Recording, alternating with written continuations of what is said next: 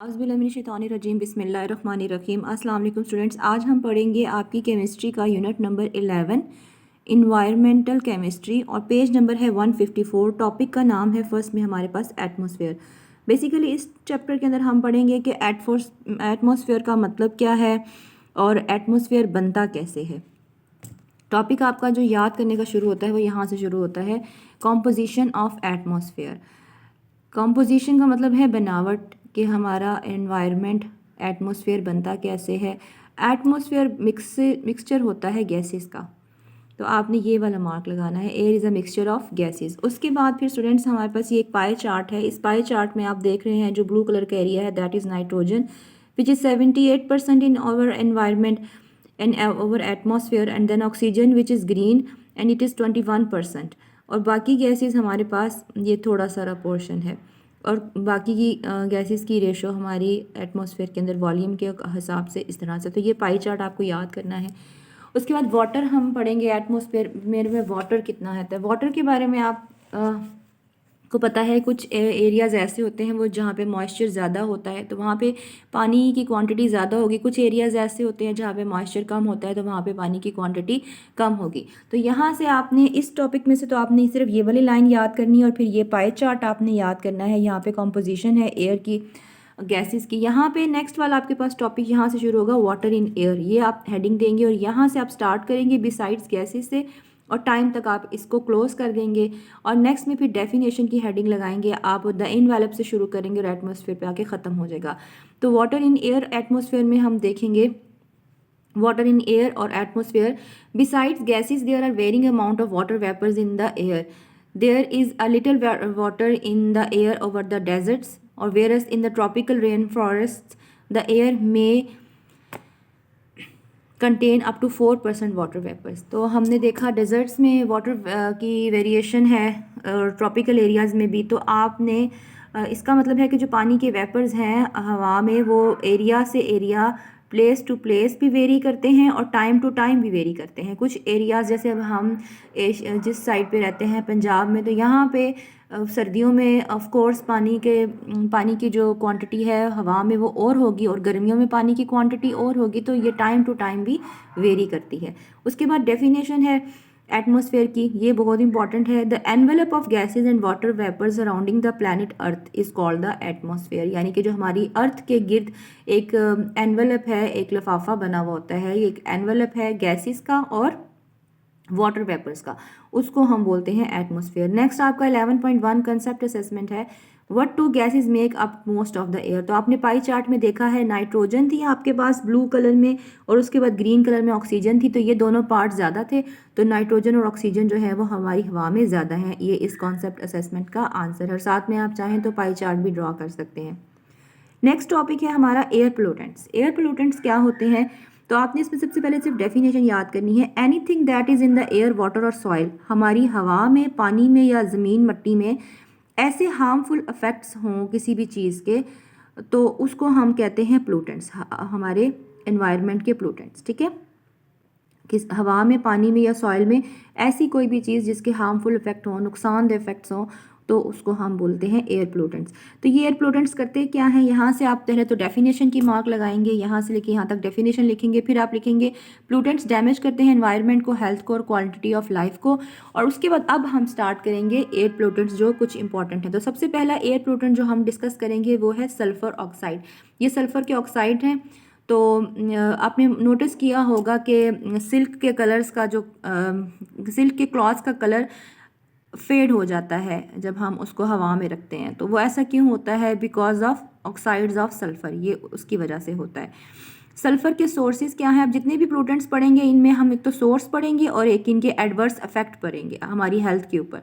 तो जो सल्फर है, सबसे पहले तो आपने सोर्स देखना है, यहाँ पे हेडिंग लगानी है और यहाँ से लेके यहाँ तक सोर्स को क्लोज कर देना है, और फिर इफेक्ट्स की हेडिंग लगानी है। तो सल्फर डाइऑक्साइड से लेके ये हेज तक आपने इसको क्लोज कर देना। तब हम देखते हैं सोर्स में क्या बताया गया आपकी बुक में। सल्फर बेसिकली फॉसिल फ्यूल्स से मिलता है हमें, और फॉसिल फ्यूल्स में क्या क्या आते हैं, कोल आ गया, ऑयल आ गया, नेचुरल गैस आ गया। और ये फॉसिल फ्यूल्स जब बर्न होते हैं, कहाँ पे बर्न होते हैं, पावर प्लांट्स में, हमारी गाड़ियों में, व्हीकल्स में, इंडस्ट्रियल यूनिट्स में, पावर जनरेटर्स में, जैसे पावर हाउस वगैरह है वहाँ पे ये यूज़ होते हैं, रेजिडेंशियल हीटिंग सिस्टम में ये यूज़ होते हैं। तो जब ये यूज़ होते हैं तो ये एक significant amount of sulphur dioxide को रिलीज़ करते हैं। तो ये तो सोर्स हो गया। क्या सोर्स हो गया? फॉसिल फ्यूल से हमें मिलता है। फॉसिल फ्यूल्स कहाँ पे यूज़ होते हैं? हमने बात की होते क्या हैं? ऑयल, कोल और नेचुरल गैस। और फिर ये कहाँ से आपको मिलता है? Burning of fossil fuels power plant में, हमारे घरों के हीटिंग सिस्टम में, उसके अलावा फिर पावर जनरेटर्स में, इंडस्ट्रियल यूनिट्स में, यानी कि इंडस्ट्रियल एरियाज़ में, गाड़ियों में, उनके अंदर ये जलने से फॉसिल फ्यूल्स के तो हमें सल्फ़र के ऑक्साइड्स मिलते हैं। इसके इफ़ेक्ट्स क्या होते हैं? सल्फ़र के इफ़ेक्ट्स, ये जितने भी पोल्यूटेंट्स होते हैं इनके ज़्यादा इफ़ेक्ट्स होते हैं हमारी हेल्थ में। ब्रीदिंग प्रॉब्लम ब्रेथ के प्रॉब्लम्स क्रिएट करते हैं, लंग्स की प्रॉब्लम्स क्रिएट होती हैं। Sulfur dioxide is readily absorbed in the respiratory system, being powerful irritant. It aggravates the symptoms of people who suffer from asthma. Asthma की problem हो जाती है लोगों को, ब्रोंकाइटिस हो सकता है, एम्फीसीमा हो सकता है। एम्फीसीमा जो है ये भी एक लंग्स की प्रॉब्लम है। एस्थमा और ब्रोंकाइटिस के बारे में तो आपने ऑलरेडी पढ़ चुके हैं। एम्फीसीमा जो है वो एक ऐसी बीमारी है जिसमें आपके लंग्स के जो एयर सैक्स हैं उनकी इलास्टिसिटी ख़त्म हो जाती है। जैसे आप सांस लेते हैं और सांस बाहर निकालते हैं तो आपके जो लंग्स हैं वो सिकुड़ते हैं, यानी कि कॉन्ट्रैक्ट होते हैं और एक्सपेंड होते हैं। तो उनमें उनके अंदर एक्सपेंशन की और कॉन्ट्रैक्ट होने की एबिलिटी, यानी कि इलास्टिसिटी जो है वो इफ़ेक्ट होती है एम्फीसीमा के अंदर।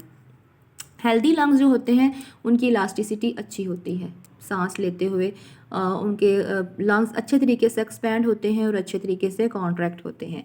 और भी लंग्स डिजीज़ पैदा हो सकती हैं ड्यू टू सल्फ़र के ऑक्साइड्स की वजह से। सल्फ़र डाइऑक्साइड ऑल्सो रिस्पॉन्सिबल होता है एसिड रेन के लिए। ठीक हो गया जी। उसके बाद है ये प्लूटेंट्स क्या होते हैं, ये हमने ऊपर देख लिया। ये प्लूटेंट्स की डेफिनेशन, इसका आंसर है some effects of sulphur dioxide on human being. हमने इसका देख लिया क्या क्या इफ़ेक्ट्स हैं जी। हमने देखा कि ये एस्थमा की प्रॉब्लम, ब्रोंकाइटिस की प्रॉब्लम, एम्फीसीमा की प्रॉब्लम क्रिएट करता है। उसके अलावा ये ह्यूमन की हेल्थ पे है, लेकिन इसके अलावा एसिड रेन और हेज़ भी तो ह्यूमन के ऊपर ये इफेक्ट करती है, तो वो भी आप इसके फैक्ट्स में लिखेंगे। List some of the air pollutants. Sulphur, ये हम साथ पढ़ रहे हैं, अभी हमने सल्फर ऑक्साइड, सल्फर के ऑक्साइड्स पढ़े हैं। नेक्स्ट में हम नाइट्रोजन पढ़ेंगे। इस तरह से बाकी भी जो आपके प्लूटेंट्स पढ़ेंगे वो सब के नाम आप इसके थर्ड आंसर में लिख देंगे क्वेश्चन में। नेक्स्ट है आपके पास नाइट्रोजन ऑक्साइड। अब नाइट्रोजन ऑक्साइड के साथ में यहाँ पे इन्होंने हेडिंग नहीं दी हुई आपकी बुक में, तो आपने जैसे ये टॉपिक था 11.2.1, तो ये टॉपिक है 11.2.2 और साथ में आप नाइट्रोजन ऑक्साइड की हेडिंग दें और साथ में NOx लिखते हैं। और यहाँ पे the important oxides of nitrogen that cause air pollution are nitric oxide and nitrogen dioxide. collectively they are represented as NOx।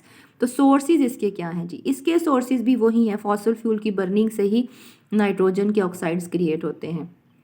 The biggest source of nitrogen oxide is the burning of fossil fuels in vehicles, power plants, industrial units and generators used to produce electricity, car engine produce a lot of heat और ये सब कुछ। तो यहाँ तक ये आप इसके सोर्सेज याद करेंगे ऑक्साइड्स के। नेक्स्ट इसके इफेक्ट्स हैं। तो इसके इफेक्ट्स में क्या आता है? Oxides of nitrogen highly toxic and are responsible for acid rain, photochemical smog, headache and respiratory problem. Photochemical smog क्या होती है? जब आपके जो एयर पोल्यूटेंट्स हैं, जिस तरह हमने पढ़ी है, ये जो हमारी हवा को ख़राब करते हैं, जिनके इन्वायरमेंट के ऊपर, एयर के ऊपर और सॉइल के ऊपर, वाटर पे एडवर्स इफेक्ट होते हैं जिन चीज़ों के, उनको हम पोल्यूटेंट्स कहते हैं। तो ये जो एयर पोल्यूटेंट्स होते हैं जब ये सनलाइट के साथ रिएक्ट करते हैं तो फोटोकेमिकल स्मॉग को क्रिएट करते हैं। दोबारा से रिपीट कर रही हूँ, what is photochemical smog? When the air pollutants react with sunlight then photochemical smog is produced. ये इसका एडवर्स इफेक्ट है, ये इनके साइड इफेक्ट्स हैं। तो इसके साथ ही हमारा ये टॉपिक खत्म होता है। Kindly do not forget to subscribe the channel, like the video and share it. Take care, अल्लाह हाफिज़।